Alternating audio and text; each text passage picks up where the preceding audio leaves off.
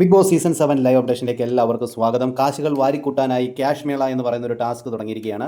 പണം നേടാനുള്ള അവസരമുണ്ട്. വ്യത്യസ്തങ്ങളായ ടാസ്കുകളാണ് കൊടുക്കുന്നത്. അതിൻ്റെ ഭാഗമായിട്ട് ആദ്യത്തെ ടാസ്ക് പണക്കാറ്റ് എന്ന് പറയുന്നൊരു ടാസ്ക്കാണ് കൊടുത്തത്. ആക്ടിവിറ്റി ഏരിയ വെച്ചാണ് ഈ ഒരു ടാസ്ക് നടക്കുന്നത്.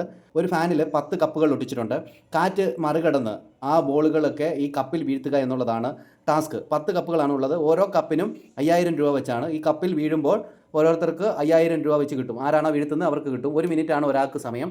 10 കപ്പിലും വീഴ്ത്തിയാൽ 50000 രൂപ കിട്ടും.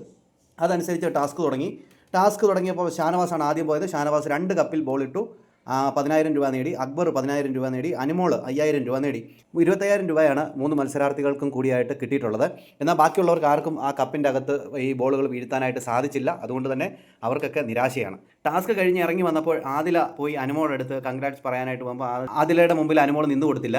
അപ്പോൾ നിൻ്റെ വായിൽ നിന്നൊക്കെ വീണ വർത്തമാനം ഞാൻ കേട്ടു, നീയൊക്കെ ദൂരെ പോ എന്ന് പറഞ്ഞുകൊണ്ട് ആട്ടി ഈ പറയുന്ന അനുമോൾ ആദിലെ പറഞ്ഞു വിടുന്നതായിട്ട് നമുക്ക് കാണാനായിട്ട് സാധിക്കും.